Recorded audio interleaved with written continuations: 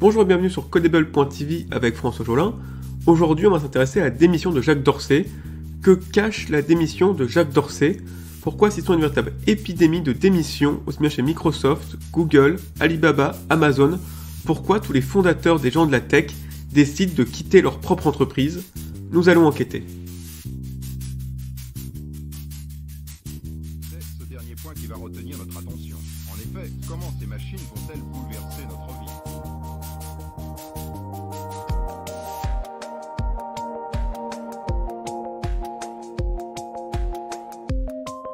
Le 29 novembre dernier, Jacques Dorsey démissionnait son poste de patron de Twitter. Il rejoint ainsi la longue liste des entreprises de la tech ayant perdu leur patron fondateur, tels Microsoft, Amazon, Google, Alibaba, Uber, WeWork et tant d'autres. Il fut pourtant un temps où les fondateurs restaient jusqu'au bout, comme chez nous avec Dassault, Renault ou L'Oréal. Pourquoi une telle épidémie de démission et pour quelles raisons? Avec Jacques Dorsey, il faut se rappeler son précédent départ en 2008, voulu par ses actionnaires. Les investisseurs qui veulent la peau du CTO sont un classique. Il y a évidemment le départ de Steve Jobs en 1985, puis son retour des années après, exactement comme Jacques Dorsey. Il y a aussi les patrons sulfureux, gentiment remerciés. Adam Neumann, fondateur de WeWork, a été licencié en 2019 pour avoir truqué la comptabilité avant l'introduction en bourse de son entreprise.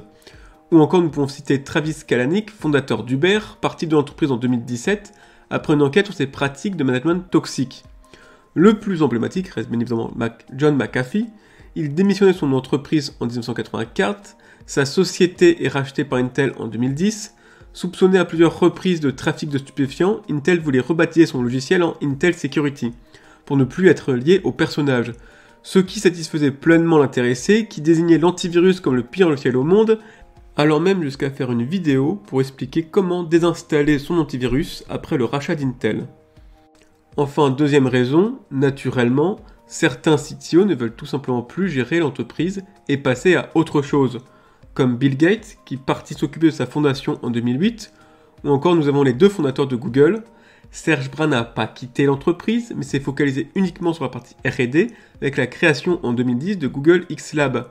Larry Page, lui, quitta son rôle de CTO en 2019, sans oublier le départ de Jeff Bezos d'Amazon en 2021 pour se consacrer à son entreprise spatiale Blue Origin. En soi, Jacques Dorsey peut aussi cocher cette case. Durant son absence de Twitter, il a fondé l'entreprise de paiement Square. De plus, il s'intéresse aux crypto-monnaies depuis plusieurs années. Quelques jours seulement après sa démission sur Twitter, il faisait déjà des annonces concernant les projets de Square dans la blockchain. Enfin, la troisième raison, l'État peut pousser les entrepreneurs à quitter leur entreprise. C'est notamment le cas en Chine. Il y a l'affaire Jack Ma, fondateur du géant Alibaba, qui a disparu plusieurs mois fin 2020 après avoir critiqué le parti. Lorsqu'il réapparut, c'était pour donner sa démission et ne plus jamais apparaître en public. Par la suite, les fondateurs de ByteDance, société derrière TikTok, Pinduoduo ou JD.com ont tous dû démissionner suite aux pressions du parti. Cette envie de licencier des entrepreneurs touche également les États-Unis.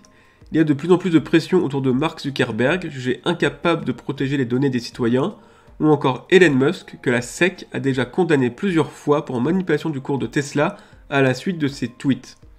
Là encore, Jacques Dorsey coche la case. En tant que responsable d'un réseau social, qui plus est le réseau préféré de Donald Trump, il était accusé de laisser la haine et les fausses informations circuler.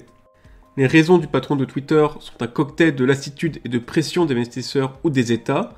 La démission de Jacques Dorsey illustre bien la tendance actuelle d'entreprises sans leader. Des entreprises plus stables, car moins dépendantes d'une personne et de ses envies ou de ses folies, mais aussi d'entreprises sans tête et sans ambition. Voilà, c'est tout pour aujourd'hui, c'est la fin de l'épisode. J'espère vous retrouver très prochainement pour un nouveau podcast sur Codable.tv. Ciao!